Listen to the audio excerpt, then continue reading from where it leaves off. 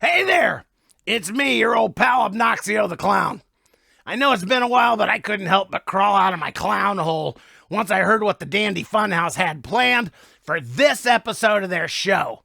Not only that, but they also made the incredibly bad decision to ask me, your old pal Obnoxio the Clown, to host. They would have asked the Nebbish, but he doesn't really talk so much. Okay, by now I have to imagine about two of you are somewhat excited, but most of you are really confused. So let me bring you up to speed. I used to be the mascot for Crazy Magazine, and I'm here to tell you the story of this wacky little rag that had a pretty good run back in the 70s and 80s. So without further ado, let's step into the fart house. The fun house? Yeah, that's it.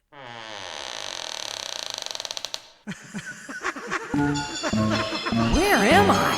You just entered the Dandy Funhouse.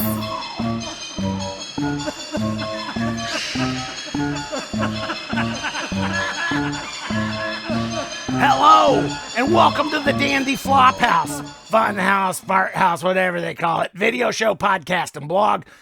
I'm your old long-lost pal, Obnoxio the Clown, and I'm here to tell you the story of an obnoxious humor magazine that existed from 1973 to 1983, which yours truly was honored to be the mascot of for its final few years. But first, let me show you these crazy new t-shirts from the Dandy Funhouse. Did I say it right this time? Hey, now available in the Dandy Fun Shop. It's got a front and a back so you don't get cold. And it comes with 4 holes in it. 1 to crawl your body into, 1 to stick your head out of, and 2 to poke your arms through. And you can find it at the Dandy Funhouse website at dandyfunhouse.com or go directly to the store at dandyfunshop.com. Now back to this glorious freaking episode. Okay, Crazy Magazine. We were published by Marvel Comics, believe it or not, and we're sort of in the vein of Mad, Cracked, Sick, and National Lampoon. In the beginning, back in 1953, Marvel Comics was actually called Atlas Comics and decided to try their hand at competing with the behemoth of all novelty mags, Mad. So they published 7 issues of a comic book called Crazy, which skewered pop culture and included gags galore. It was a nice trial balloon, but didn't exactly take the world by storm, so they shelved the idea of publishing a satire for the next 20 years until 1973, when it was revived for the purpose of republishing some of Marvel's more wacky bits from their late 60s comic called Not Brand Ek. What kind of a name is Not Brand Ek?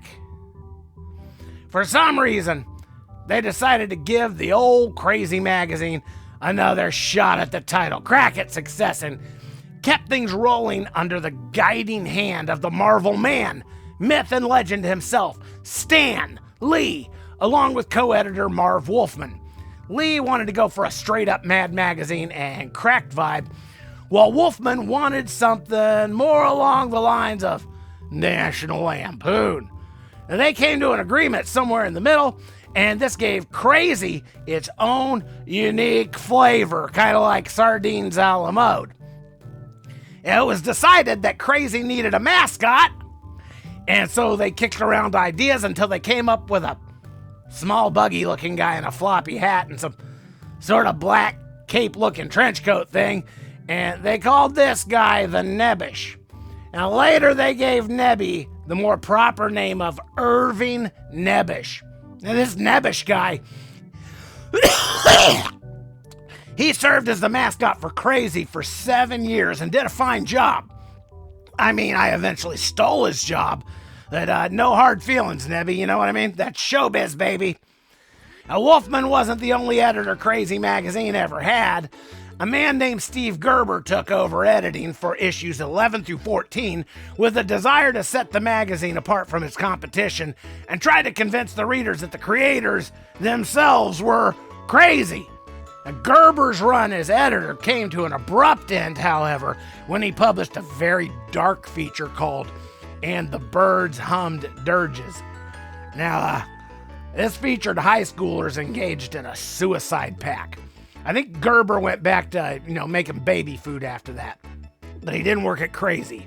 Now, Crazy did all right for a while, at least good enough to keep getting published. But by 1979, sales were slumping, so they brought on a new editor named Larry Hama, who tried something really obnoxious and created me, Obnoxio the Clown, to be Crazy Magazine's new mascot, starting with issue 63 in June 1980. Larry wanted a mascot that would be more proactive and in your face than the other humor rags, so there I was.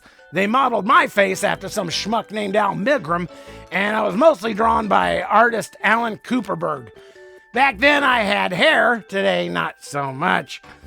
Too many near pies to the noggin will do that to you, and let me tell you, we had the best features during my run as mascot.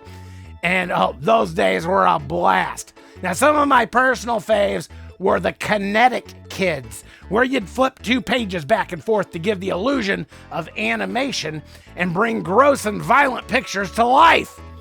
Howard the Duck, need I say more? The Nebbish, my old pal, no hard feelings, Nebby.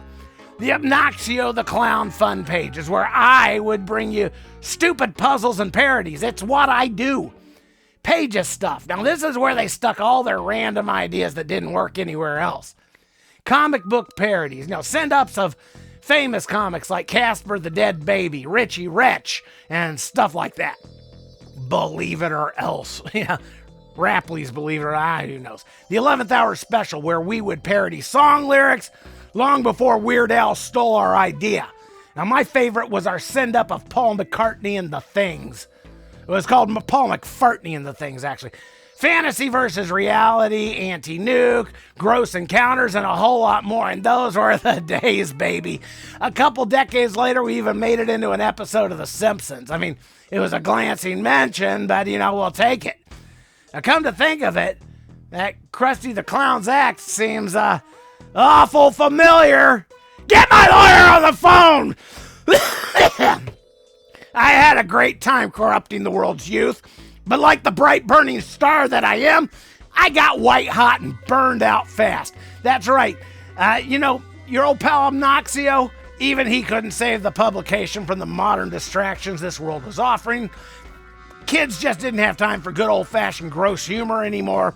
So Crazy closed its covers and printed its final issue in April '83. And I had to go back to twisting balloon animals in the old folks' home. Now, we did have a reunion in 2019 for a one-off issue featuring new material and bringing back some of the best blasts of the past, but that pretty much stuck a fork in us. And now you pretty much know all there is to know about the brief but disgusting run of Crazy Magazine. We had a good one, I suppose. What do you want from me? I come out of retirement to do a guest host spot on this no-name production, and I can't even get a bottle of seltzer water in my trailer! I used to be a star! I used to command $1 million machinery, and now I can't even get a job as a dishwasher! Sorry.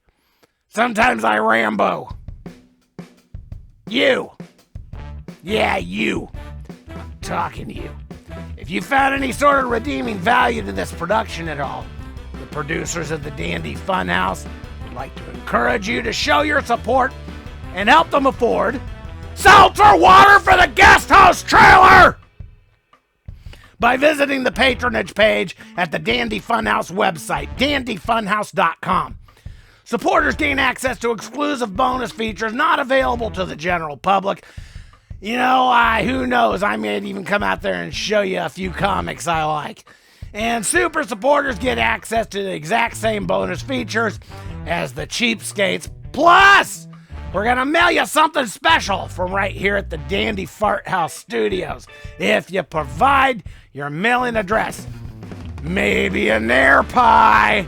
Ooh, Nair pie.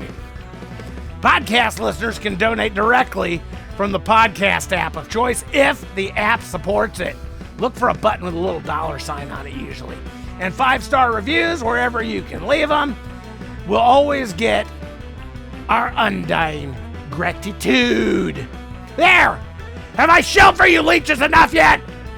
Give me my seltzer water and my $20. Let me go home.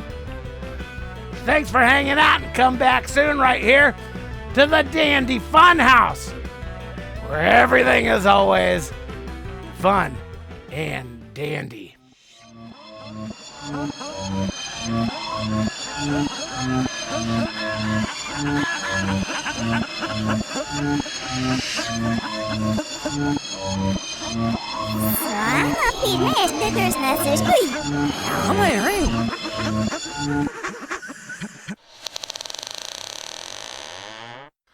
Is it just me, or does the Nebbish look strangely like the Hamburglar?